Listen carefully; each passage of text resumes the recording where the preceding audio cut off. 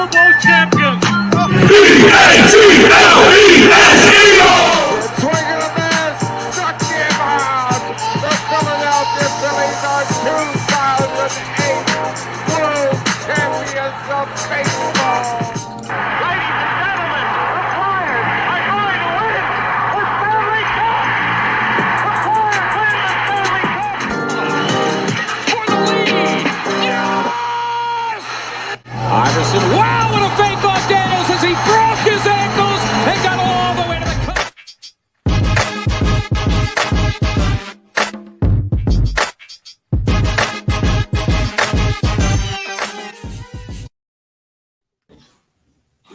What up? Embarrassing, Don. Embarrassing, Don. That's what's up. Getting embarrassed by 35 points. Getting boat raced. It was, listen, we'll just get right into it. Fuck it. Like, sponsors are down here. Yeah, Find you them guys on our- see find them on our that. link tree. Go Follow whatever. follow, Figure it out. go buy all their shit. Fuck around and find out. That's all. And Rich, That's our opening. Fuck around and find out. yeah, there you go. Stick around, fuck around, and find out. I like that. That I wish we had episode titles because that would be it. Yeah. Stick around, fuck around, find out. I think we might just found our catchphrase. I like it. I There we like go. it. I like it. You have the ultimate, right? Like games 1 and 2. We talked about that last week. Yeah. To me, you burn those tapes. They don't mean anything. You didn't really learn anything from playing without your best player, No. other than the fact that you realize how important that player is. Yeah. Jokic gets the MVP. Whatever. We know the narrative. We get it. We know that. We've been down that road before. They come back and they come home in games 3 and 4. And we didn't get to talk about that because that happened in between, right? And we were hoping coming into this episode that we'd be riding the high and looking at them coming home, being able to close out the series. Games 3 and 4, Rich, talk to me about that before we get into the stupidity of what was last night. Well, you fucked around and you found out that Embiid is the most valuable player in the league, regardless of what kind of hardware that he gets. And you saw the difference that he makes just being on the court. I mean, the team looks monumentally better when Joel Embiid is playing at his all-time high, minus last night, because we'll get into that. And you finally had the game where Harden stepped up. You just see the potential that this team has, but why they can't put it together on a nightly basis. And then last night was just a disastrous shooting night for everybody. I'm thoroughly convinced that like you could have given them a million shots. They could have been shooting from anywhere with as much space as you could give them, and they still would have shot terribly. Yeah, it was such a poor shooting game to watch. Oh, I turned it off, I think. You ready for this, Rich? Halfway through the third? I turned it off to watch the Phillies game. As shitty as they're playing, yeah, I turned playoff game 5 off in the middle of the third quarter because there was no energy. It was that team lacked everything at that point. There was one point where Maxey hits a 3 and they get it to 15. Yeah. Right. And then 2 plays after that are consecutive possessions where they turn the ball over on offense. That's when he goes down and shoots threes, and that lead balloons from 15 to 21. Yeah, after the second turnover, and I think Tyler Hero hit like a spot up 3. I was like, yo, I'm out. I'm like, this team has nothing right now. Like, they didn't even look like they came to play. And that's the annoying thing. Like, how do you come out in a crucial game 5 where you can literally take the wind out of Miami's sails? You can just put the flame out on the heat. You can just douse that fire with ice cold water. But you come out so flat. And you had all the momentum. You had that's what I don't understand. Like, you came out flat when you should be riding that wave of momentum. How do you come out that flat? How does Joel? Your MVP comes out play and kills it in just his presence alone gives them all the data that they need to be able to say this team cannot stand a chance with us. Right? No. You saw the funniest thing, Rich, was for me listening to the announcers talk about like, oh, can't imagine what happened to Bam Adebayo in game 3 and 4. Well, hello. He's playing against Paul Reed, DeAndre Jordan, and Paul Millsap. No wonder he scored 23 and 24 in games 1 and 2. And then he goes in game 3 and only gets 9 points. How do NBA teams not know how to beat the zone? That's like, that boggles my mind. Like, how you being a professional basketball player not know how to beat the 3-2 or the 2-3 zone. Right. They're like, oh, the zone's giving the Sixers problems. I'm like, do they understand that ball movement and then working the ball into the post is how you beat the zone? And when they collapse, there's going to be somebody who's wide open. But then they weren't even looking for Joe in the post. For about 12 minutes, I didn't see him touch the ball. I'm like, what the fuck is going on with this team? Like, it's simple basketball. Yeah, they're a lot quicker and faster and stronger. But you still use the same principle to beat the zone. But Miami has the Sixers have when they're on the floor, when it's their starting lineup, I would argue that if you had to pick the 5 best players on the court, they have 4 of them. And I can't fathom how you get to a point where you do last night, where you play so well in games 3 and 4, and then almost treat last night like it's a preseason game. Yeah, it's like, all right, we're going to give them this game in Miami so we can come back to Philly and whoop them, and then we still have to come back to Miami. So what's the point of just going – what up, Mike? How are you, buddy? Mike. What is the point of coming out so flat? Chris, Adam, what's up, dudes? What is the point of coming out so flat? Like Harden looked awful and lost. Danny Green was hitting some spot-up threes. Tobias was just putrid. Like, what was going on? Murder in the backboard. I can't. Yeah, that backboard took a beating last night. That backboard was just beat up. And I was hoping, I'm like, you're sucking my English. Yeah. I mean, that is true. I don't even know if they spent enough time there. It might have been better if they spent more time there. Like, Jesus, it just doesn't make sense. Like, that's the whole thing I was watching last night. Like, I was hoping, all right, going into halftime, Maxey hits the shot. Okay, we're down. What was it? We were down 12, I think. We were down 12. I'm like, all right, here's time for a comeback. We're going to chip away. And then the first thing is Sixers haven't scored in like 5 minutes going into the third. I'm like, well, that's it. That's going to be a loss. Like, you can't go in the playoffs 5 minutes without scoring. Yeah, and it seemed like every time that we were and it's like, oh, Sixers run a 5-0 run. That 5-0 run turned into a 17-5 run. And it's just damn it. It's so frustrating to look at game 3 and 4 and then look at last night. You almost want to throw that tape out because you have to and just take this series one game at a time. And Rich, and I hope the Sixers are doing that. And if you look around at the playoffs, though, there are games like this. Yeah. Right. Like there was a game in the Phoenix and Dallas series where Dallas can't miss. Phoenix was struggling and they win by 25. So, and if you look this was just one that you just chalk it up that they had 7 guys scoring double figures. Yeah. Your top scorer, I think their top scorer was 17 points, 18 points, maybe. Yeah. You don't have a guy scoring 20 at least 20 points anywhere on your roster, and you get turnovers. They got killed with the turnovers. They were turning the ball over left and right.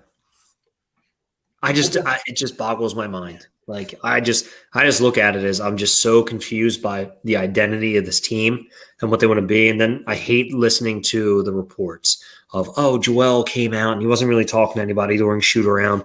He was kind of sitting by himself. Maybe he's upset he didn't win the MVP. Like, dude, who gives a fuck? Everybody knows you're the MVP. Yeah. If you're really sulking because you didn't win a hardware or a trophy, when your team is still in the playoffs, Jokic's team is not in the playoffs. They're home. And like, He's in Serbia right now. Joe, get your head out of your ass, put up a 40 burger, and remind them, like, this is the difference between me and somebody else. If you doubt me, I will do better. What's up, Joe?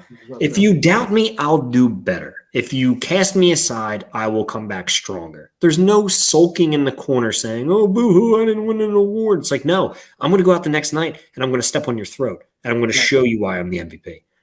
That's what you have to do. If Joe really was sulking because he didn't win the hardware, and then the first question they ask him in the post game is, "Oh, well, the game, and then what about the trophy?" And he goes, "Well, if they write their own narrative." It's like, dude, fuck them. Don't even give that the time. Right.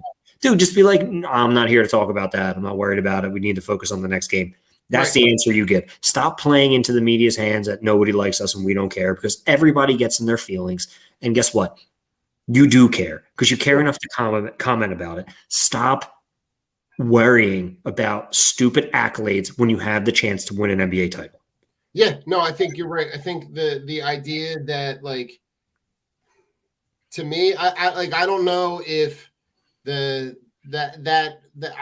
when he gets hit in the face with the ball, that sucked.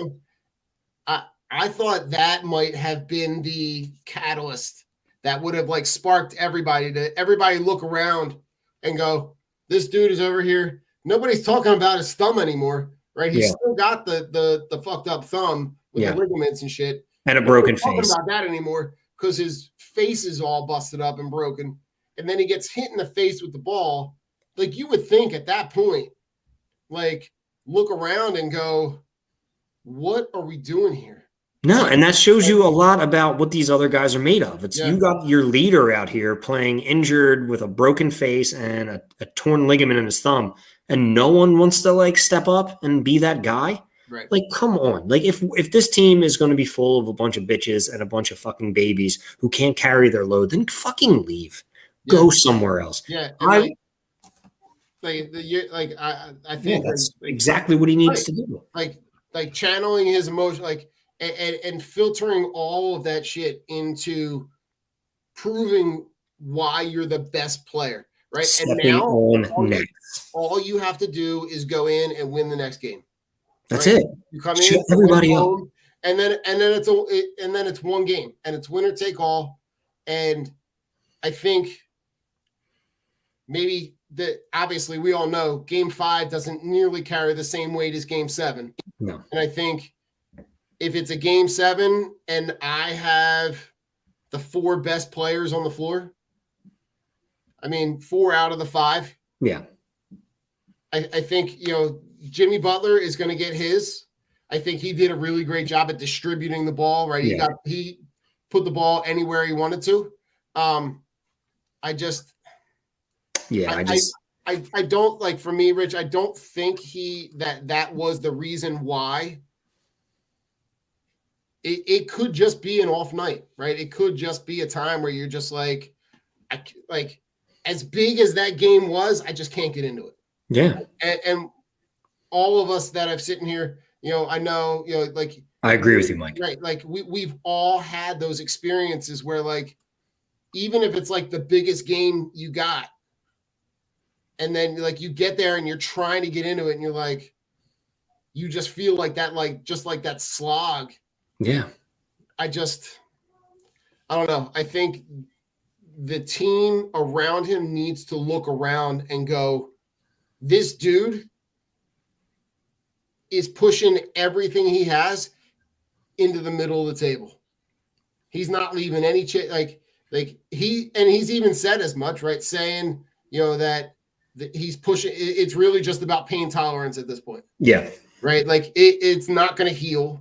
It's not going to get better. His face looks like he went 12 rounds with Muhammad Ali. Yeah. And, it's really just about, that pain threshold, right? I think him getting hit in the face with the ball was a shock, but, like, that shit's got to hurt so bad. Oh God. Can you imagine? Like, I can't imagine, right, Rich, just having the orbital fracture at all, right? And then wearing the mask, and then like, let's be honest, Rich, we've all been on the schoolyard where like someone's point blank throwing a ball at your face. Shit hurts. Right? That doesn't tickle when you don't have an orbital fracture. No.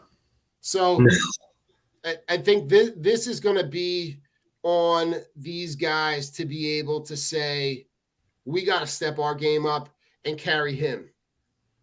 I need a solid 25 Tobias game. For game 6.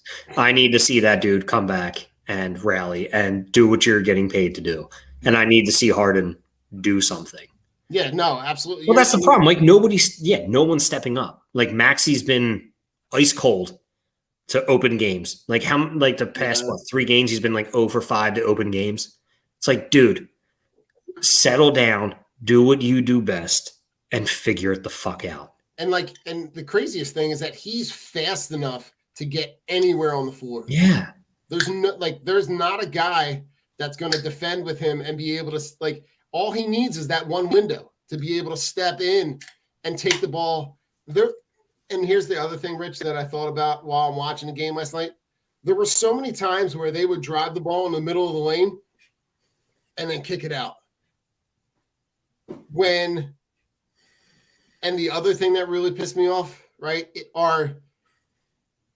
and tell me if you can think about what I'm talking about, right? When Embiid is trying to establish his presence in the post. Yes. Why is it the volleyball lob 15 fucking feet in the air? Oh, I don't understand that. And then like Embiid last night has to jump into the stands to try to save the ball on one of these bullshit passes. Oh yeah, because they're fucking terrible. So keys for game 5, keys for game 6. What I think the keys are role players stepping up. Joel Embiid bringing his A game, not his D game, like he brought last night. Doc getting better with the rotations because we still need that. Well, that's the problem. You have a bunch of guys who never won anything on the same team trying to figure it out. It's going to be tough. You need those veterans, and that's why I thought it was going to be crucial at the buyout, getting one of those guys. But we didn't, so it is what it is. Our bench is going to suffer, but we need Doc to get better with the rotations and slowing down those runs. And we honestly just need to play our game. Feed Joe. Yeah, like everything has to run through Embiid, right? Yeah. Feed it in the block, let him facilitate from the block. Even if he because when he gets the ball, whether it's in the high or low post, it's 2-3 guys running at him. Yeah. Right. So as soon as he catches the ball, those pop passes where they he barely even touches the ball. Right. They throw it in and he's tapping it all the way out. Yeah. I love where we're at with getting him the ball. I just don't like how the ball is getting there. And he also needs to make better. He needs to take better shots. Like too much with the fadeaway, too much with the bullshit. Don't be afraid to go up strong. I mean, if you are afraid, I get it. You have a broken face. But at the same time, if you're going to play scared, then what's the point of playing at all?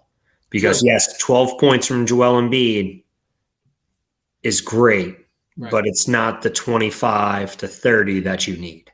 Right. It's fun. Well, yeah, I don't understand. I don't get it. I just hope if we don't win, I hope this is Doc's last year because I just can't do it anymore. It's getting very tough to play for a guy or to watch this team play for him. And they're constantly not putting themselves in the position or he's just doing dumb shit. Yeah, he's the reason why, and I'm going to hold this on. He's the reason why Joel has a broken face. He's the reason why keeping him in at that 3-minute mark when you're winning by 30. That's fucking stupid. There's just too much stupidity to go around with this organization, and it's just annoying. And I want to tell you, my cousin sent me something that was funny, and it was a picture of JFK with white hair, and it said JFK if Matisse Thybulle was the shooter. I was dying. I'm like, all right, that's pretty funny. And then, God, wow. Of course, I picked a scab on the side of my face. God, that's like, oh my God, that's funny. And here's another guy who essentially evaporated. Like Thibault just like, Yeah, I think the whole vaccine, him not being able to play in the road games in Toronto, I think that really fucked with him. it's him all And year though. He's had fucking I 3 know. years to develop No, a but jump I'm shot. saying like the idea, like, and let's be honest, Rich. Like, remember the time where they're originally trying to trade for Harden, Yeah. right? Imagine if Houston makes that deal Oh yeah. and gets Well, they get Simmons, Maxey. Maxey, and Thibault. Yeah, I mean, at the time, I just don't want to give up Maxey, but at the same time, Well, and I got a Thibault is a piece that I'm willing to move with Tobias if we can get somebody else, because I don't see Thibault. I see the promise that the kid has, but I don't see him being better than the sixth or seventh man coming off for defensive purposes only, because his jump shot looks broken again. He looked like he was figuring it out, but I don't know what the hell's going on with it. Rich, is he like your slightly better defensive version of like TLC? Yeah, pretty much. Like he's a slight, like, at least TLC could shoot ish. Yeah, Like, yeah. I mean, he's couldn't and play that's either. the shitty part, because I root for this kid because but this is the problem that I have with the Sixers. There's nobody on that team that I hate, and they all have likability. Like, I love Tobias as a person, but I can't stand having him on my team. Mm-hmm. And it's becoming the same way with Thibault. I love who Thibault is as a person and what he represents and all the good that he does, but I can't stand watching him play basketball now. It's like it's just getting worse because he's missing wide open threes. He has 2 great defensive plays, but then 3 quick fouls. Mm-hmm. And then he does some stupid shit. And it's just like, Thibault, you can't keep regressing back to what you were. Right. You need to I'm waiting for this kid just to take a monumental step forward to be like maybe a 12 to 15 point scorer a season, like shoot 38% from 3, and we're not getting that. We're just getting the 2 points or maybe 33 minutes with no points, 2 steals. I'm like, dude, to me, that's not beneficial for the team moving forward. So if some other team sees promise.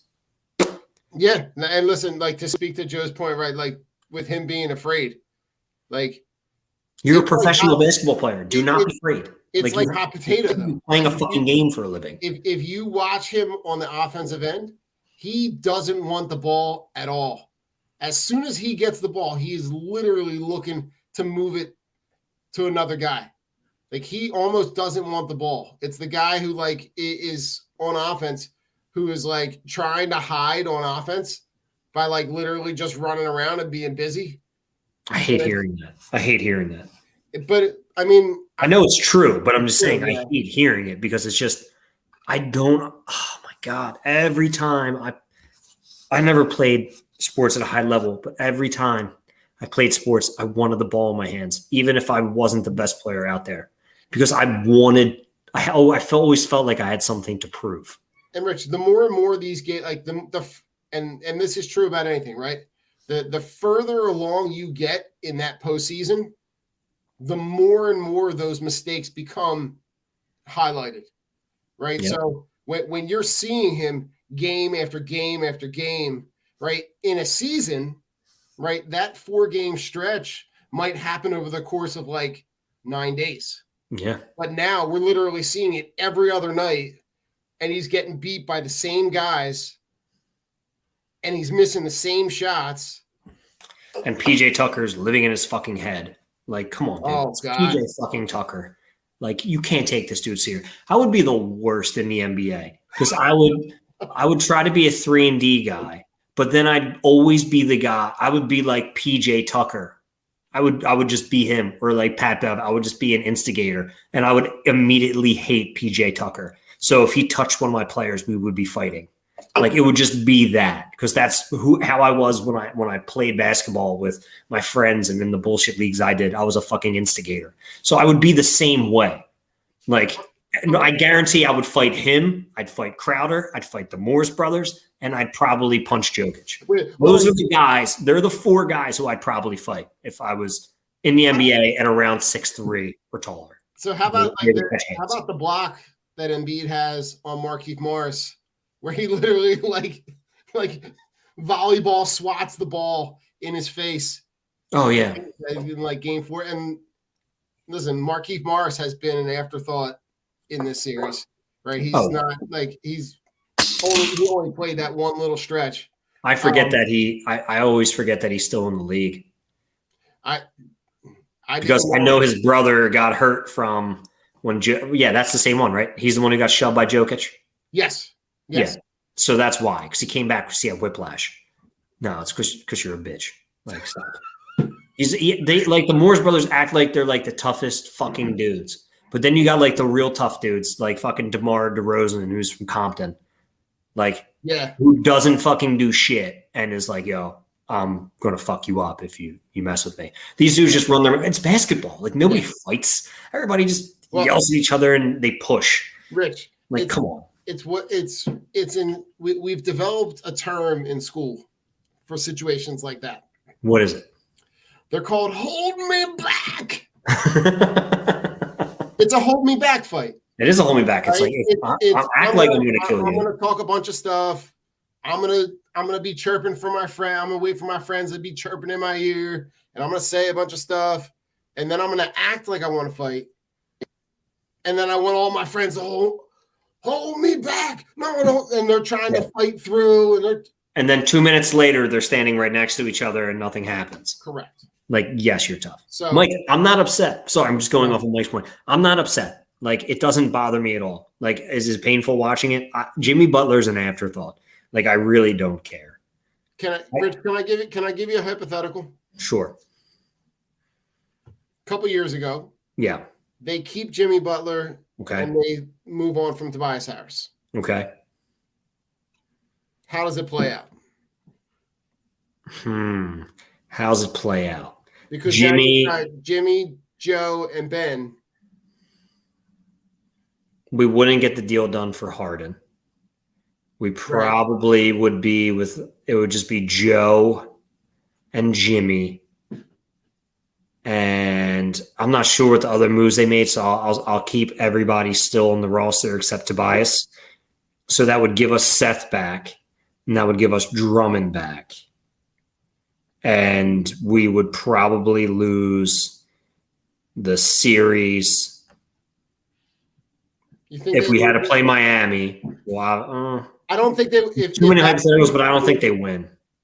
If that team played last year, do you think Jimmy Butler lets that team lose to Atlanta in a game 7 at home? I don't think it moves the needle, to be honest with you. No. I don't think it moves the needle. Because you take Tobias away. Tobias is whatever, an afterthought. Ben would still do what Ben does. And do you think the situation with Ben would have turned out differently? No, I don't think so. Unless they won. But then we keep Ben, and then Ben just does what Ben does, which really doesn't help out anybody. I mean, it's like one of those ripple effects that I'm trying to think, like, does Jimmy make a difference? Yes, I think he is. Does he get in Ben's ass? Does he? But then I think that pushes Ben away more because Ben needed the coddling and not the push. So I think it would cause a further rift. And honestly, I don't think Jimmy's not suited to play with Joel. Everybody wants to say Jimmy wanted the 5th year, but I don't think Jimmy couldn't be the man here.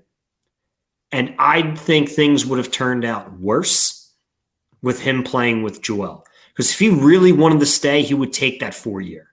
But there was a reason why he didn't want to stay. Because the 4-year max, and then you could have been eligible for a super max if he stayed. Yeah, I mean, I could see something else happening. But I think he just wanted to be the man. I really do. I think he wanted to be like, okay, I want to lead the team. And you have a bigger presence in Joel Embiid, who I think is 3 times better than what Jimmy Butler is. And that's how you have it. I just don't see it playing out differently, honestly. I think it would actually be worse and a lot more drama because I feel like that's what follows Jimmy. Okay. I mean, listen, he got exactly what he wanted in Miami. Yeah. Right. He's the man. He's the guy that they're building. He's the guy that they build all of their offense around. And I'm not gonna hate him. I loved his play when he was here. Yeah. I'm just curious. It made It just me doesn't bother me that he's not here because I just don't see it. listen, I was totally okay when that happened at the time. I was okay when they moved on because of looking at what could have been the long-term dynamic. Right? Yeah. And he was never going to play with Brett Brown. They weren't ready to get rid of Brett Brown. Now that happened 8 months later. Yeah. But he's a guy that I enjoy watching. Yeah. It just doesn't bother me that he's playing well. It's just I expect the other what I night, expect. I just don't think it moves the needle. My problem is I just wish I had a time machine to go back in time and them not to offer Tobias that contract. Because that is, I think that's what the killer is. And I think that's going to be the killer moving. You're wasting 2 more years of Joel's prime for Tobias's contract, unless maybe you can throw in Thibault and Tobias to a team and just get rid of them. I think that might be the move in the offseason. Yeah. It wouldn't surprise me if something went down like that. I wouldn't be surprised if you see a Thibault and a Tobias and you'd have to re-sign Tobias because I think he's only on a 1-year deal. So it would have to be a sign and trade. I think he gives 1 year, $2.5 million or some shit. So you'd have to sign him and then trade those two, probably a first-round pick and maybe another asset to get another star. So we're kind of just doing swapping contracts. Maybe that star is on their last year of their deal because I think Tobias still has 2 years left. Could be. So you could do something like that, maybe. I mean, depending on what they want to do. But I just see it virtually impossible. We're just stuck with Tobias and wasting 2 years, and then the talent pool. What are you going to have, and what's it look like in 2 years with some of these young guys? So it could be beneficial, but at the same time, I want to see Joe win a ring, and the clock's not on his side. No, so I think for me, I'm in a similar boat. To me, everything has got to be centered around what do you got to do to get Embiid in a position to be the best team in the East. If that's build a bench, I'm looking at the guys, in some of the series that are still going on, the guys that are coming off the bench in Milwaukee and Boston, their benches are ridiculous. They're it's just scorer after scorer after, and those guys come in those spurts and they give them exactly what you need off the bench. 8, 10, 12 points, which is exactly what you need out of that bench production. Marcus Smart was a guy I liked in the offseason who I would have really enjoyed to have here just for his defensive prowess and his scrappiness. I thought that he would fit in really well with this team. It just sucks that we don't have that. And our bench is just putrid behind. There's really nobody to come off of it. No. And I think it just sucks. What you see in the playoffs, right? The more and more that we see it every night, right? That stuff just amplifies more and more. So I don't understand the whole point of re-signing Korkmaz that we did last year. I didn't understand resigning that because you knew what he was and he's useless in playoff time. I felt like our whole bench was just lazy. That was a lazy move. Yeah, I mean, it's just go out there and sign some veterans who might be able to contribute. It just pisses me off. I don't care if the kid's 23. You know what he is. He can't handle the rock. He's streaky at best, if you even want to call him streaky. I just call him lucky because sometimes he hits the net. It just there's just a lot of moves that just don't make sense. You built your team around Joe, and then you're forced to fucking pay Tobias this ridiculous amount of money. And then Ben holds you hostage because you gave him this deal. And then you're like, oh shit, we don't have anything else to go around because you thought these 3 were going to be good enough to carry your team, which all of us knew they weren't. Did we really think that's a big 3? Like that was a big 1 and 3A and 3B. Right. Yeah. That's what doesn't make sense. And it's like, I don't want you to build a dream team because some of these teams you just are lucky with young talent and you have guys who play a certain role. Yeah. I mean, look at like Boston, everything that Boston did is all internal. Yeah. Right. All like young athletic guys who play well together. Right. Like they take Tatum, they take Jaylen Brown when no one realized Jaylen Brown was what he was going to be. They take Marcus Smart. They built a lot of Boston's success was built internally. Yeah, it's all drafting. It's amazing when you swindle teams for these top picks. And you take Tatum and we take Fultz. Which is fucking stupid because Fultz was, oh my God, that shit pisses me off. Like we knew that the Celtics weren't going to take him. Then we move up. We should have been like, okay, if we know the Celtics aren't taking Markelle Fultz and they're looking at Tatum, then fucking take Tatum. Right. Imagine Tatum like and Joel on the same fucking team.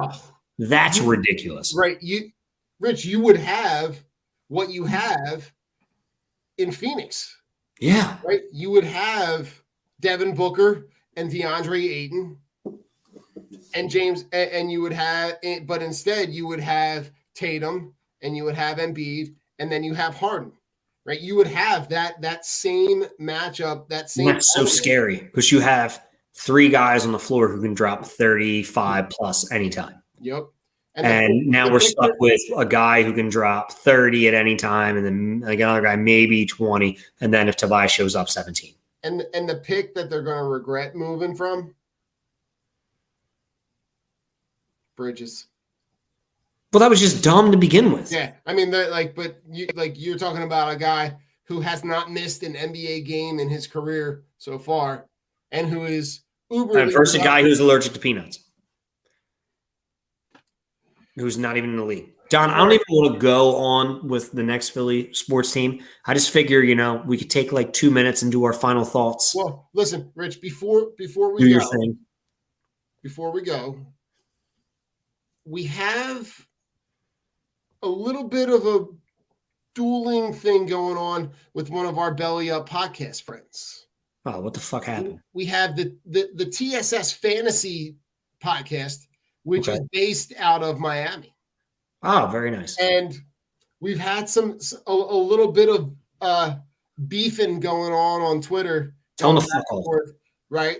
So they have offered that if Miami ends up losing this series, they are going to be on the next episode eating a cheesesteak as retribution.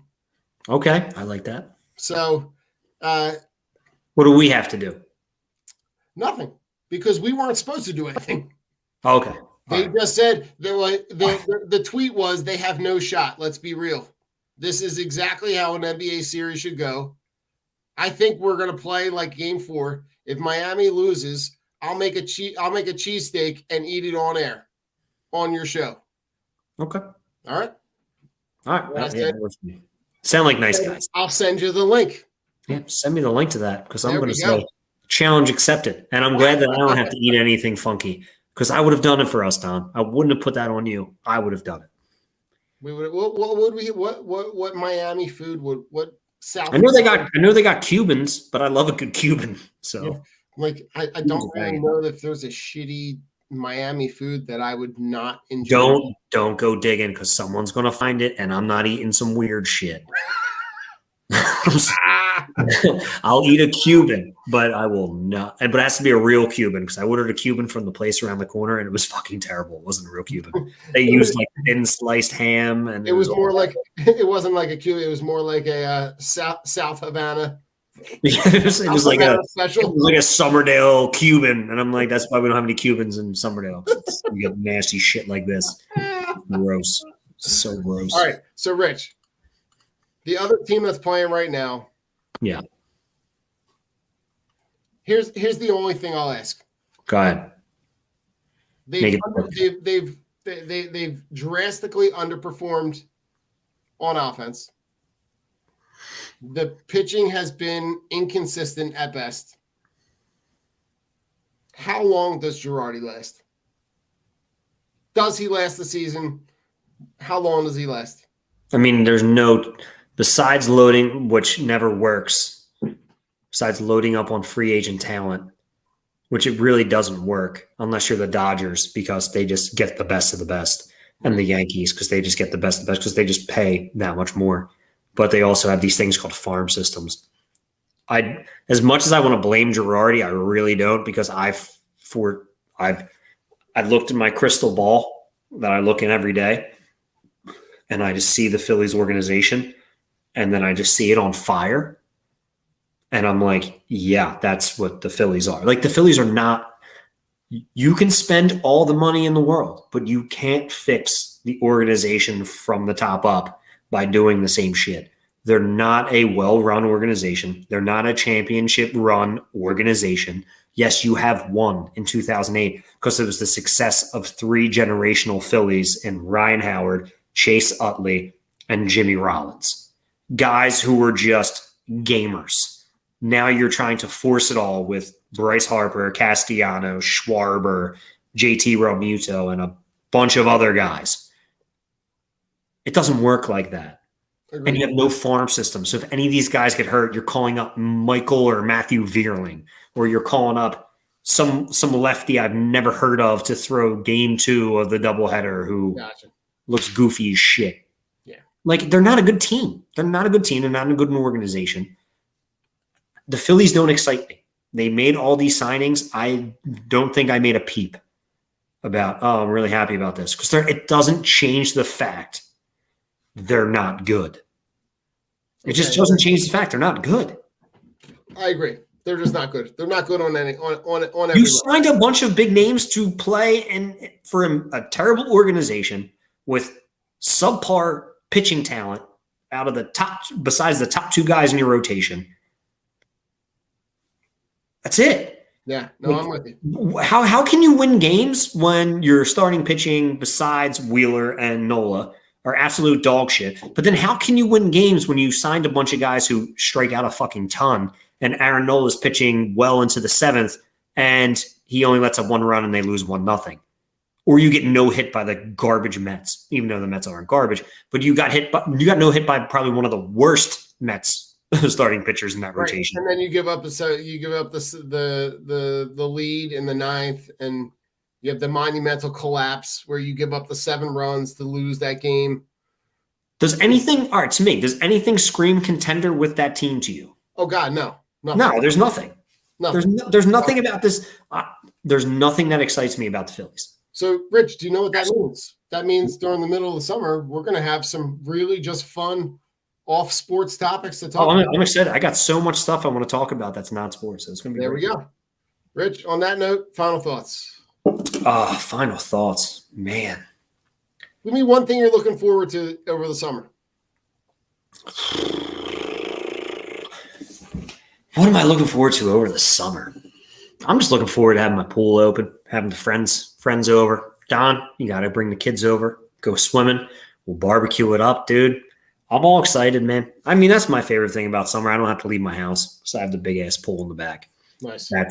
It'll just be fun getting Ollie out there, going swimming, barbecuing. Like, the nights get longer, but you get that, like, 7:30, 8 o'clock. It's still warm out. Like, honestly, what I'm really looking forward to, which might sound terrible, and people are going to be like, this dude's a psychopath, waking up and going to work, the sun rising, but it being like 65, 70 degrees, putting on some music, rolling the windows down, and just daydreaming on the way. I love that. Like, I love that temperature. And then it gets like super fucking hot. And I'm like, I hate life. But that cruising in the morning to work, like, it's a beautiful day vibe. Like, there's nothing like it. It just immediately makes you happy. That's what I'm looking forward to. Don't forget to lock your doors. And don't forget to lock your doors. Yes. No, I mean, like, for me, like, I'm looking at, like, I love the we haven't been able to get our I'm just excited about the summer grow. Like we have a bunch of stuff that we're gonna grow. Nice. A lot of tomato. We got some tomatoes, peppers, corn, lettuce, all Nice. sorts of cool stuff. So we're growing a salad. I like it. We didn't really get a whole lot of production last year for whatever reason. So I'm excited about, having that. And then, we've got some the late nights at the pool, just kind of hanging out, just stepping away from the house, kind of just relaxing a little bit. So Dude.